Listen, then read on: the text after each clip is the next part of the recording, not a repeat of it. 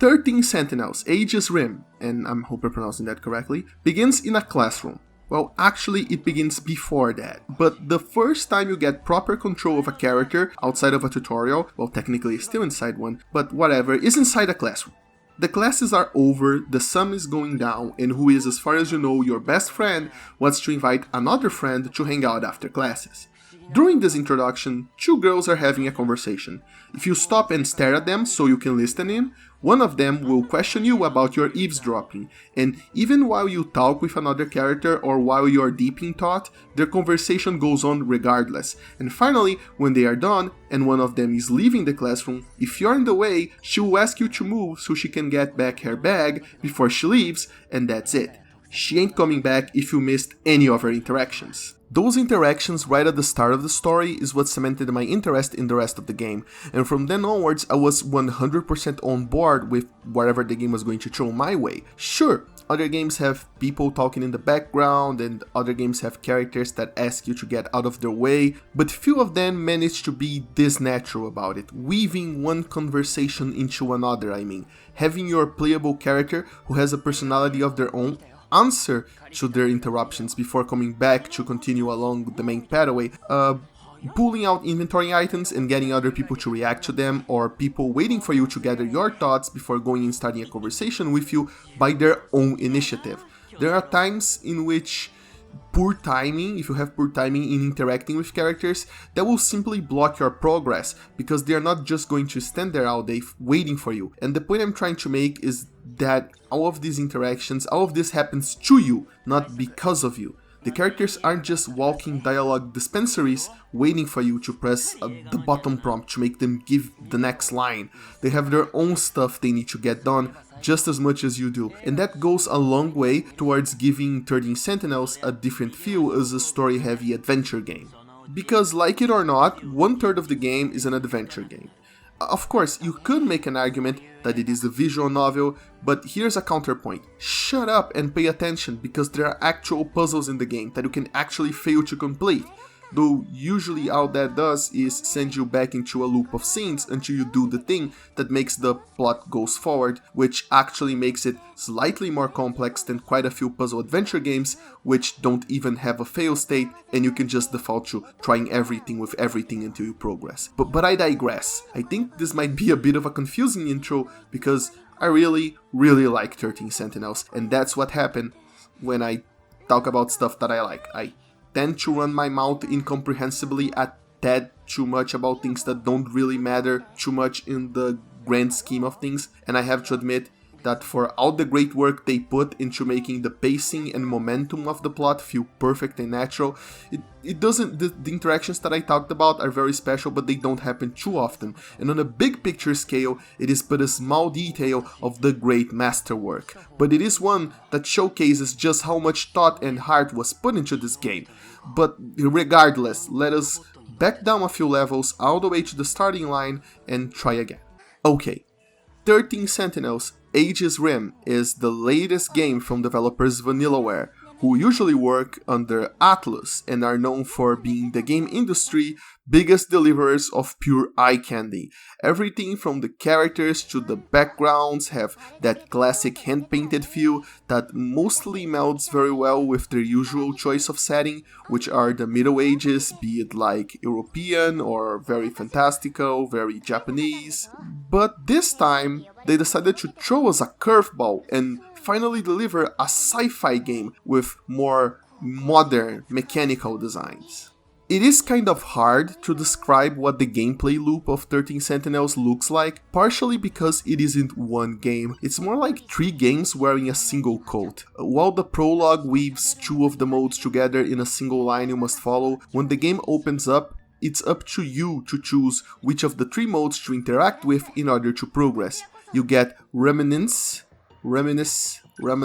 God, what's without the freaking hard words today? You get Reminisce, Destruction, and Analysis. So let's start with the first one, which is where we will spend the bulk of the game in. Reminisce is the game's main story mode.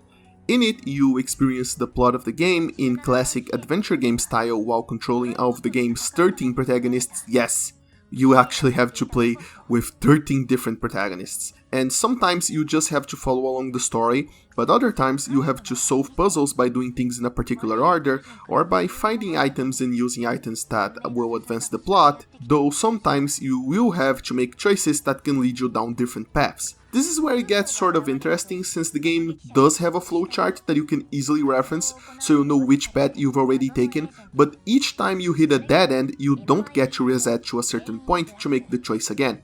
Instead, every time you pick a character, he will reset to a previous point before the possible choices and continue where they left off as if it were another day in their life, after they already done the previous choices, and giving you the option to explore another path today, in a sort of gameplay loop that doesn't loop back to a previous save, to a previous point in time. If that sounds confusing, don't worry, you'll get the hang of what that means story-wise very soon after you start the game. Another unique way of adventuring your way through the game is the Thought Cloud, which basically acts as your inventory, but for thoughts. As you go along the game, you will start gathering thoughts in your mind you can then choose to think about to understand better the chosen topic, or even to get hints of what to do, if not to just straight up proceed through the game. You can also talk about these topics with any characters that have a triangle above their name, indicating that they can discuss specific topics with you.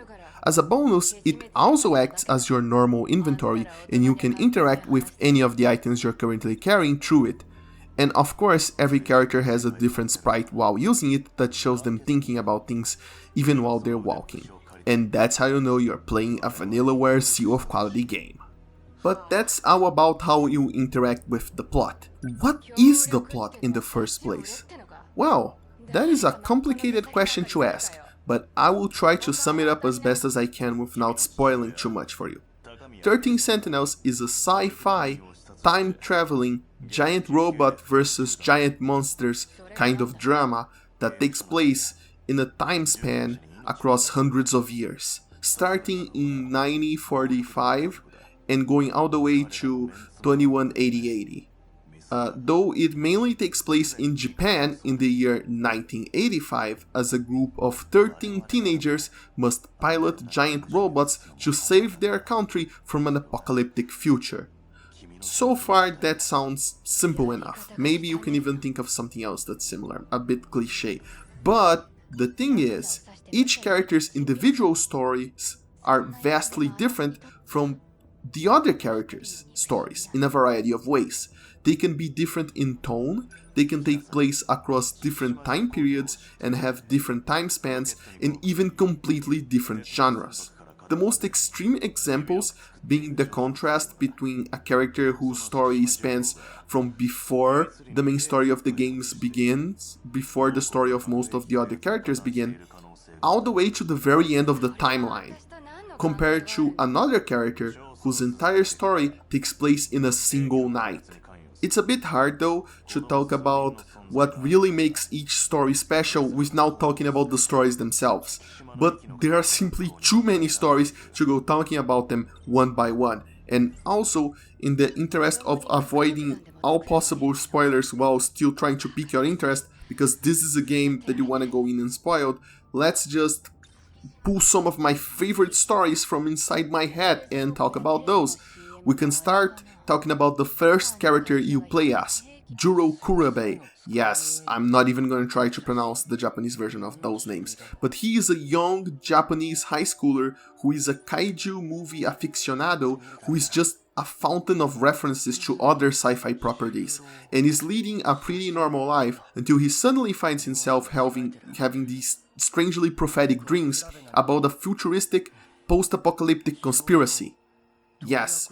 And then we have Yuki Takamiya, who is a walking homage to Sukeban Deka, being a female delinquent who often gets in trouble with the police and is eventually blackmailed by a mysterious private investigation unit who makes a deal with her to protect her father, who is currently behind bars, if she cooperates with them in their investigation. And so she does that and goes off doing detective work around her school in order to find her missing best friend. Said missing best friend is resident best girl, a member of the school's track club called Natsuno Minami, and she is a protagonist of a story of her own that is a bit of a cross between E.T. and Terminator while referencing War of the Worlds as well. One day, after her club activities, she finds a small android, maybe alien thing called BJ in the club's locker room. BJ can time travel, and he asks Minami for help, and they get into all sorts of time-traveling hijinks as they try to track down a giant robot that BJ needs to fight back against the evil alien invasion. And then there's Megumi Yakushiji, whose story plays out as a parody of dark magical girl shows. Yes, that's right, with her making a contract with a magical talking cat that gives her a magical gun and orders her to do magical hits on her friends. Nope, there's nothing suspiciously insane about that. She does all of this so that the cat can hold up his end of the deal by restoring the memory of the boy she likes, an apparently normal high schooler called Juro Kurabe. Yes, the stories loop into each other like that, and sometimes they even bring new perspectives that allows you to piece together a little more of the complex jigsaw puzzle that is the main plot by watching the same events from the perspectives of different protagonists. And yes, Vanillaware does reference and pays homage to all of that I've already mentioned, sometimes directly by name. Plus other titles like Godzilla, Star Wars, and even more that I've probably missed. And I like to think that the reason this game ended up the way it did is because they had a small glass case filled with documents in their offices labeled "Break Glass in Case of Sci-Fi," and since every single game they produced over the decades have been nothing but medieval hits, the case just kept getting filled up until eventually it exploded, scattering inspiration all over their offices, and now they simply just had to get it out of their systems by shoving in every single sci-fi giant robot alien time-traveling trope they could get their hands on into a single video game. And the result is simply beautiful. This game's story is as packed as it is ambitious, and this is by far the best story Vanillaware has put on a product of theirs. Though it does in some way makes complete sense if you take into account the company history. From Odin's Sphere to Green Grimoire and to Muramasa and even Dragon's Crown, I always thought Vanillaware had a talent for writing stories that were either unique or had a unique spin on them that kept you interested.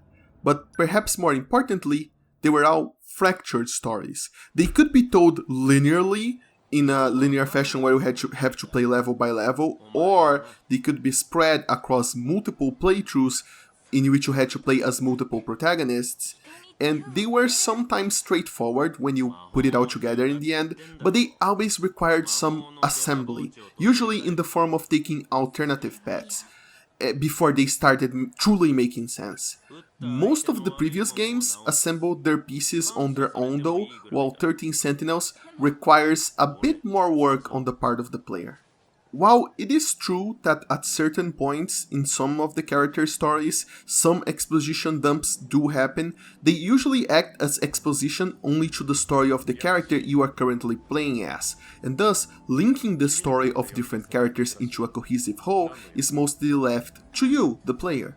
The first thing that comes to mind when I think of all of this is a little gag in Muramasa Rebirth, where at the end of the second DLC, the characters went to hell, but couldn't be properly tortured by the demons, since the demons couldn't get permission to use their torture tools. The reason their tools are being so restricted is mentioned during Momohime's story in the main story of the game, because the ghost currently possessing her at one point stole one of the torturing devices from hell and melted it into a powerful cursed sword. So as to prevent that from happening again, hell has turned into a bureaucracy. It's a funny little gag, but one that stuck to this day with me for some reason, and now you have to listen to it in the review of another game, but it is probably because it is the perfect example of a plot point that everybody forgot suddenly turning up again, when people least expected it to, with amusing results. Now, that was a little joke more than anything else, but allow me to contrast that with a more serious example in 13 Sentinels, where one character's true identity is revealed in a shocking twist, which was particularly shocking to me since the character that it turned out to be was, for all intents and purposes, dead. Of course, they weren't truly dead at all. I just assumed that they were because they were put in a precarious position before being removed from the plot entirely. But when I thought back to it and put 2 and 2 together, it actually made complete sense for them to be in their current position given where they were the last time we saw them. And now, what could be seen as a plot hole if I hadn't paid much attention, now it actually seems like the most brilliant thing ever, because the developers didn't treat me as a dummy and allow me to put 2 and 2 together by myself. All of this is to say, of course, that 13 Sentinels isn't really all that different from the storytelling of Vanillaware's past games. It's just that that storytelling is now on steroids. And while it is possible to see storytelling like this that purposefully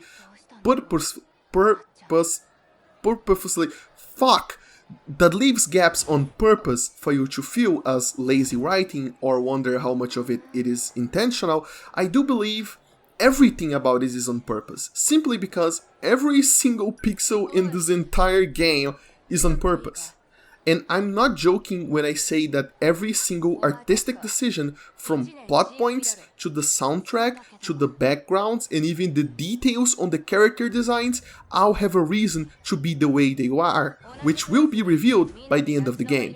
It is honestly ridiculous how justified and neatly placed every single piece of the puzzle feels at the final hours. It should be illegal to make a game this perfectly planned, and while I'm almost sure there must be at least one plot hole somewhere, simply because given the sheer density of information that this game dropped on me.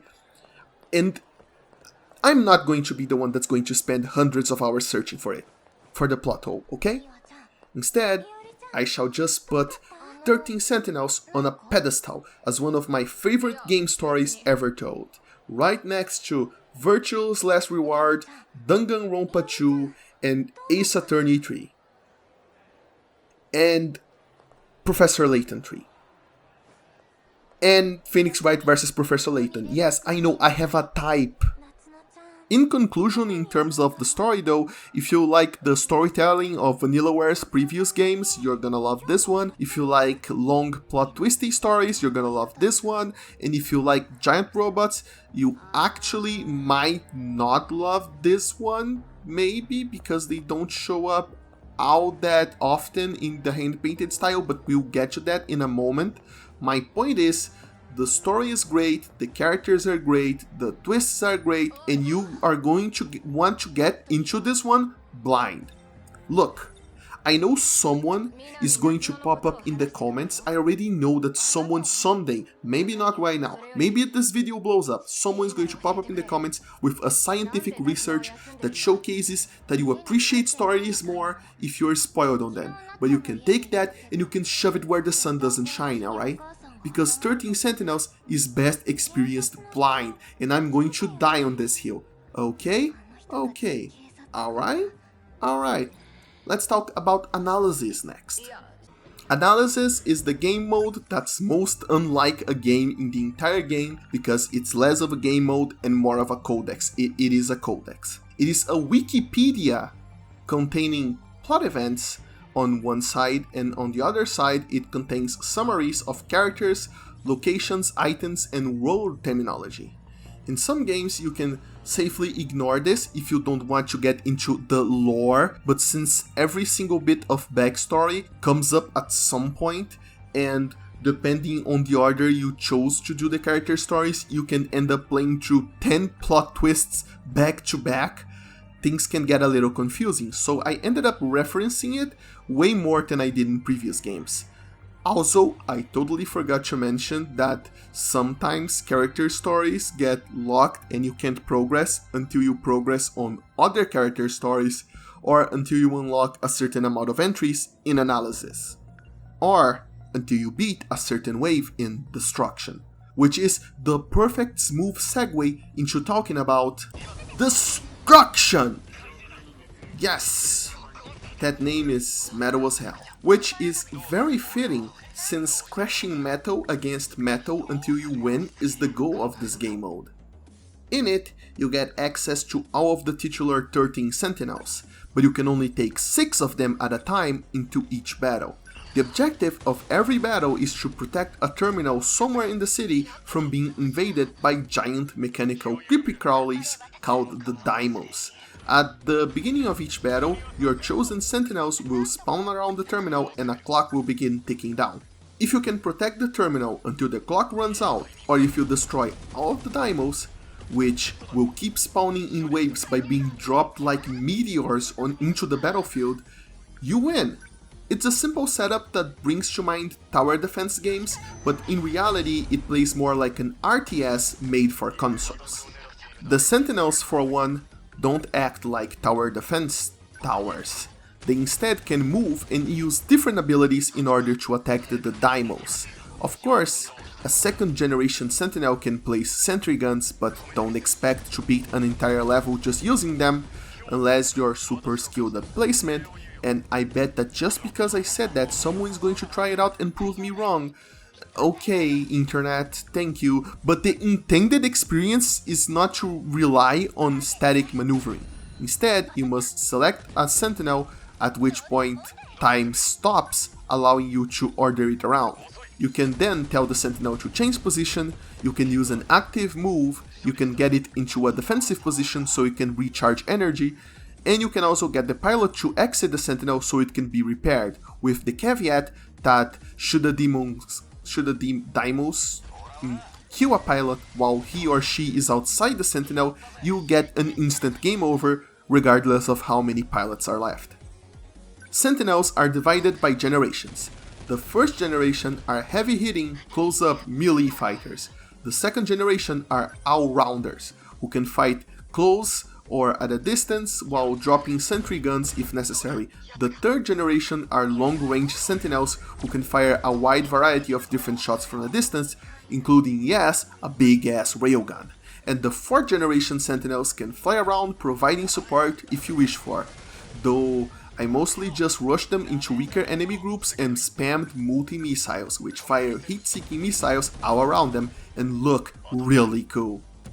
All of these moves, except for the most basic one of each Sentinel, costs energy, which you can recharge by entering a defensive position and waiting, by defeating enemies, activating meta skills, or just waiting for it to recharge real slowly.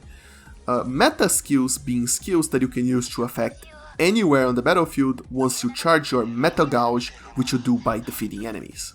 You also need to be careful about the terrain, because while the 4th generation can fly, the first 3 can't and must instead move through the city streets, which are helpfully highlighted in blue. Whether something is flying or not is very important, since flying enemies can also skip through the terrain, and the melee-based 1st generation can't attack them unless they hit them with an EMP attack first, which will stop them in their tracks and temporarily drop them to the ground so they can get up close. You can also use EMP to drop enemy shields or just freeze ground troops for a little bit, though more importantly you can also use them to drop enemy missiles from mid-air before they hit you, since yes, the enemy has long-range troops of their own. When it comes to real-time attacks though, the game is a bit more unbalanced to the player side, since enemies have to charge up attacks, and during this period a large indicator is shown on the ground where the attack will hit, allowing you to move your Sentinels away from the attack zone before the attack hits. But most of your attacks will hit them instantaneously. You can even abuse them to quickly move Sentinels, since if your Sentinel needs to reposition itself to attack, it will do so and perform the attack all while time is frozen, allowing you to essentially teleport your troops throughout the battlefield while the entire enemy force is frozen, if you know what you're doing. And if all of this already sounds complicated, then just wait until the enemy is throwing literally hundreds of different troops at you at the same time from different directions. It's frantic and it's fun as hell trying to figure out what the hell is going on at 4 different battlefronts at the same time. The game's radar-like graphics go a long way to make battles exciting, since it allows the game to throw however many things it wants it to keep things fresh and entertaining without needing to worry about the frame rate. Destruction is about, forgive me for what I'm about to say, but the destruction mode is really all about making you feel like a mecha commander in a playable anime. It is about firing a railgun into thousands of flying enemy robots and watching as the sky lights up in a series of explosions, or about triggering EMP bursts to bring down heavy carriers so your close-ranged combatants can cut them in half using chainsaw arms because regular missiles can't breach their armor. It's about countering a salvo of missiles with your own salvo of heat-seeking missiles. And all of this at the same time on a massive scale. It's about being that commander in anime that comes up with the bullshit solution to defeat the monster of the week that ends up working, and it's amazing. And it doesn't share the hand-painted beauty of the rest of the game, but maybe we should actually be thankful for that, because if it did, we might have to just simply end video games right there. We'll just be like, it's done. It's over. We reached peak video games, if they manage to keep the hand-painted feel alive in this mode. And if all of that is still not enough to pique your interest, you also get meta chips for destroying enemies, which you can then use to unlock and upgrade your Sentinels attacks. And later on, you can enhance their stats directly as well. You can only select so many moves from the list of total moves, and each Sentinel is further specialized into a type of combat beyond its initial generation, with passive skills that allow for better use of certain strategies with certain Sentinels, so you better bring on your strategy RPG hat as well, so you can level them up efficiently and effectively. And if you want an even bigger challenge, every single battle is ranked, and if you get an S rank, you unlock a file that you can read in the analysis part of the game, and it also has bonus objectives that, if completed, also unlock a file. You want to do really well though, so you can unlock secret points that allows you to, you guessed it, unlock even more files in analysis. And yes, you're gonna want those, since you need to unlock those files and read them in order to progress in the story mode as well. And those are the 3 modes: Remnants, Analysis, and Destruction. All of them are amazing on their own right. This entire game is just amazing, and you should totally buy it. But you probably also want to hear about what I didn't like about it, which is why you're still here, right? So, fair enough. They are pretty minor gripes, really tiny ones that you'll probably just laugh at, but here we go. Number 1. The characters are just too damn small on the screen. Like, Vanillaware, I get you. I know you must want to show off these amazing backgrounds you spent so much time on, and I realize that since this is an adventure game, you want the player to be able to see everyone and everything so they can know their possible interactions with the puzzle pieces that they have in order to solve the puzzle, but come on. 90% of the story mode is nothing but dialogue. Dialogue in which I cannot see the characters' faces as their expression changes. I can tell when they are blushing, because their entire face like turns red, but whenever a blue UI portrait showed up, I was thankful that I could actually see the characters' faces properly for once. At one point during an emotional scene, I just got up and got right next to my screen, at which point I finally managed to see the tears in welling up in a character's eyes that would just be nothing. They would just be invisible to me if I wasn't right up at the screen. And I don't know, maybe my screen is too small, but if your visual assets allow it, I definitely think you should have zoomed in during conversations. Just a minor gripe of mine. Number 2. Whenever you select an attack during the destruction part of the game, you can see a full Vanillaware style attack animation on the right side of the screen that is just beautiful. But once again, it's just so tiny, and I couldn't figure out anywhere where I could watch them covering my screen in full HD. And again, since you pause the game when we attack anyway, couldn't you have played out the animations Super Robot War style every time we use them? I guess that might have been pretty repetitive, but the option to do that would have been nice to have that option. Barring that, just give us a gallery section where we can see them in their full glory. A small screen is just not enough to appreciate all of that hard work. Number 3, Remnants and Destruction. The difference between them induced so much backlash when I switched between them. This is a deeply personal problem, I admit. Everything is technically deeply personal when I review games, but I don't expect many people to hone in and have this exact same problem that I had. But I feel like I enjoyed Remnants with one side of my brain, and I enjoyed Destruction with the other side. There is no other way to explain how sickening it felt when I decided to stop doing one to do the other. It doesn't help that you also get a lot of meta chips for clearing Remnants stories, so playing it as much as you can before the game locks you out and tells you to play Destruction is actually an encouraged strategy by the game, since by then you have a lot of meta chips which can basically act as a lot of upgrade points. And vice versa, when Destruction locks you out until you've seen more of the story and you get encouraged to go back. And it's just that this entire cycle encourages you to play so much of one mode before switching to the other, and the two modes are just enjoyed in such disparate ways that whenever I switched, it took me a while to get my brain into the necessary mode to enjoy what I was going to do for the next 5 hours or so. As a bonus point though, that I couldn't properly fit in before, I wanted to say that despite Destruction being gameplay focused, and some people saying it around the internet that it is the weakest part of the game and that the story is just so much more interesting, I wanted to defend it a little bit by saying that I found that the dialogue in Destruction is actually just as well written as the rest of the game. It reflects all of the events that happened during the main story, while also casually throwing gameplay tips into the dialogue so smoothly it actually took me a while to notice that yes, I could actually follow the character's advice during gameplay, and it would work very well, until I got to a more overt line. So yeah, I have to say, the writing team, they did their jobs perfectly. So yeah, 13 Sentinels. It is beautiful. It is complex. It is very unique and like probably nothing you've played this entire year. And it will clock at you it clocked to me at about 30 hours. It took me 30 hours to get through. And it costs the full $60. But you know, if you think that it is worth it, and you have any doubt about that, yes, it is worth it. It is really, really good, and I completely recommend you jump in. Vanillaware delivers it. Once again, they have yet to disappoint me with any of their games, and they just keep getting better.